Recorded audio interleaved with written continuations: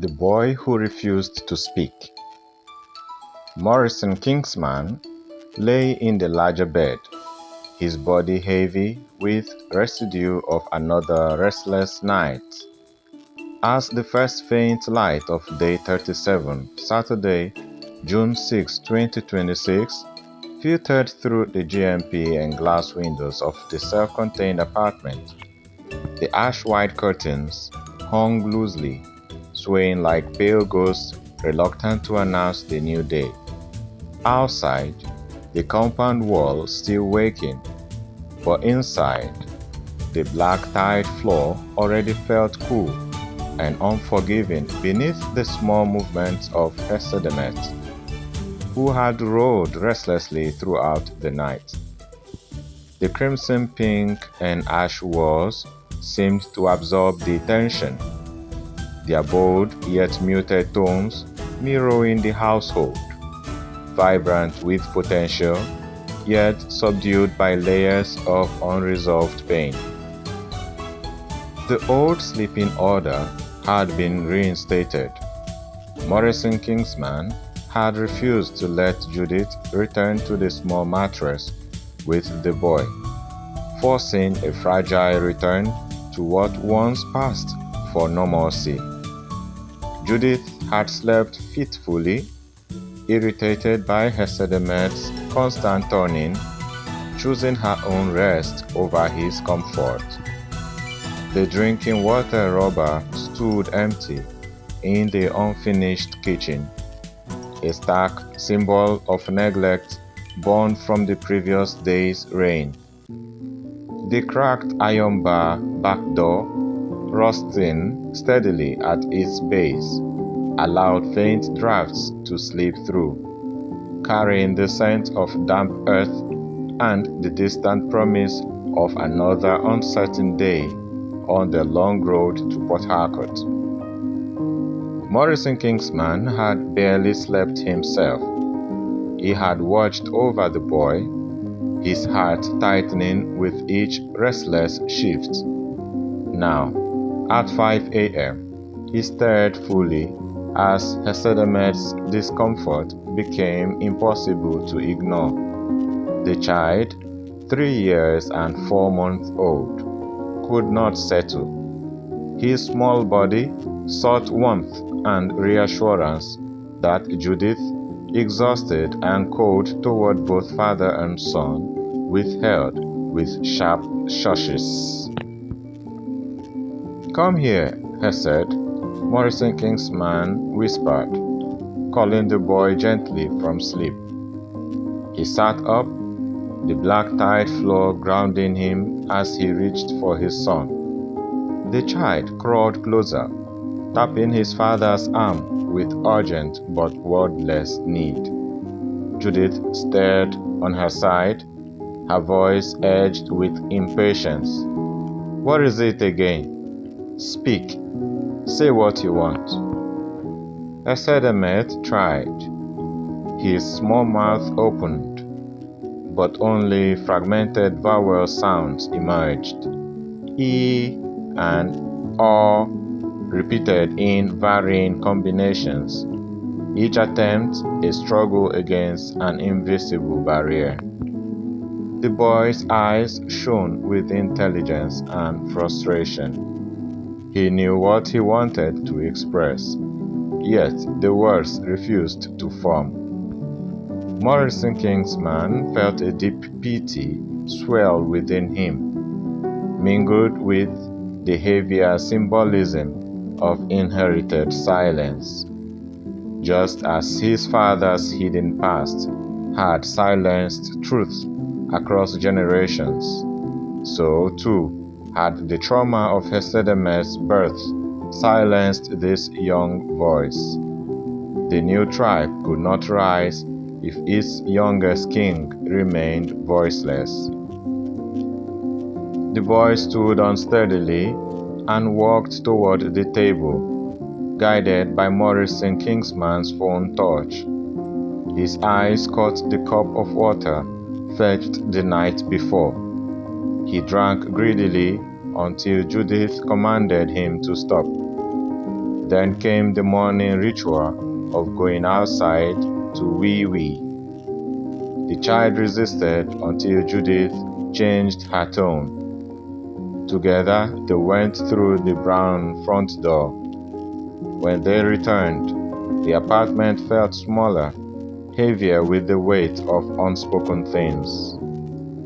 As the boy climbed back onto the small mattress, Morison-Kingsman's mind drifted into a profound flashback, the memories unfolding with vivid, painful clarity.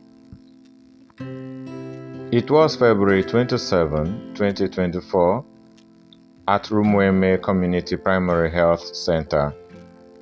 Judith had been in labor since the early hours. The pushing stage dragged dangerously long. No facilities for a C-section. The boy's head became stuck, squeezed tightly in the birth canal as Judith, overwhelmed by exhaustion and fear, began to give up. The atmosphere in the delivery room grew tense. Nurses urged her.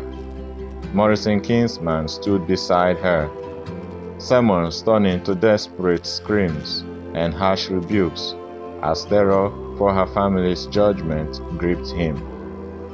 One brave older nurse took a risk, cutting without full preparation, and reached in to pull the child free. He emerged silent, limp, blue-gray, presumed stillborn. The room fell deathly quiet.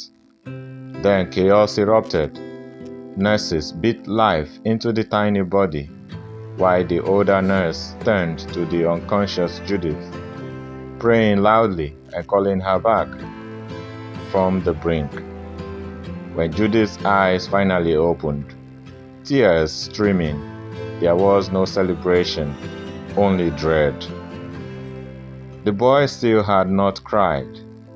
The older nurse took him again, pressing cold water and striking with firm, prayerful hands, until a strange, goat-like sound broke the silence.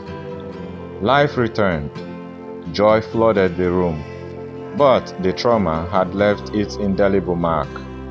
A temporarily flattened head that required months of careful remolding, developmental delays, weakness in limbs, and now this persistent struggle with speech.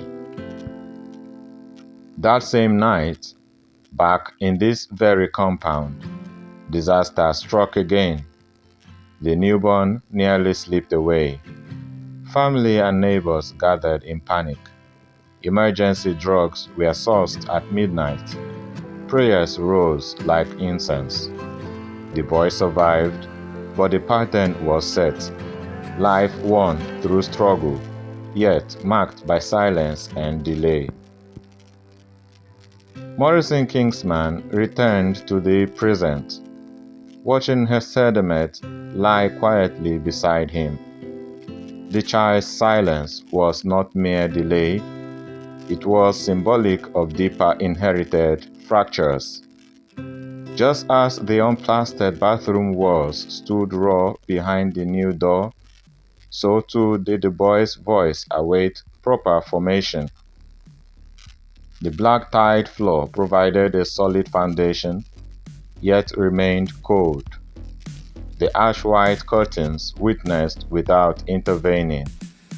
The crimson-pink walls offered color and hope, but could not speak for the child. Later that morning, at 6:37 a.m., as Judith washed outside and frowned at HesedEmet's attempts to join her, shutting the door firmly against him, Morison-Kingsman coaxed the boy back to bed.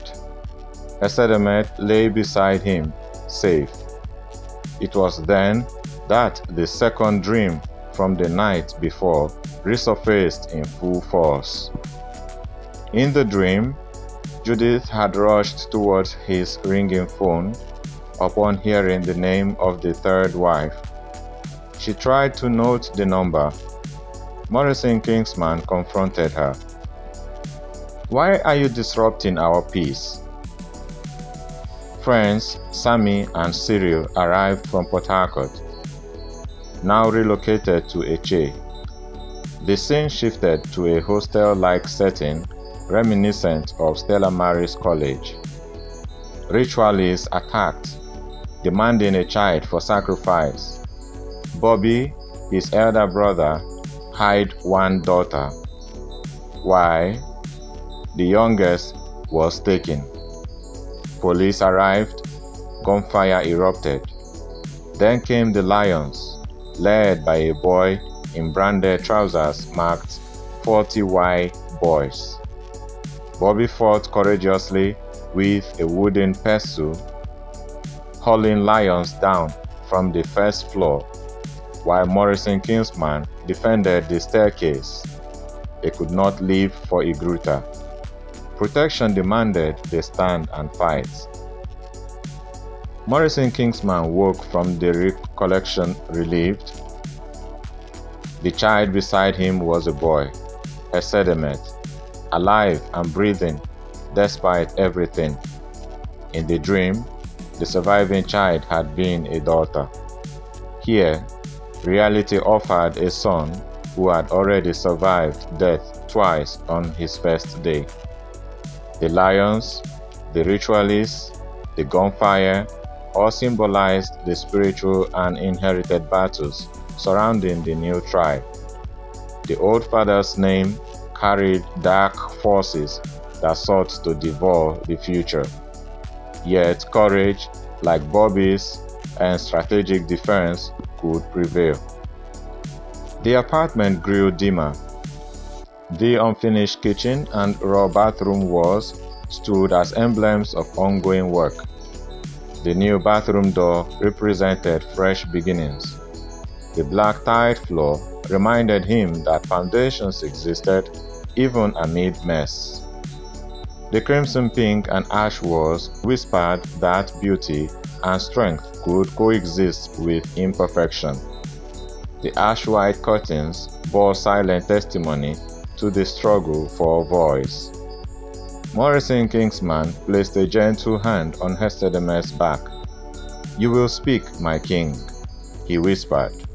"The new tribe will have a voice. We will break the silence of the old name." Outside, Saturday, June 6, 2026, continued its course. The 90-day journey had entered deeper waters. Port Harcourt waited, but the real arrival would be measured not in miles, but in the slow emergence of truth, the courageous exercise of communication, and the consistent offering of service, especially to this boy, small though, whose silence called them all to listen more deeply. The weight of the old father's name remained, but so did the resolve to raise a new tribe under a different banner, one where even the voiceless would eventually be heard.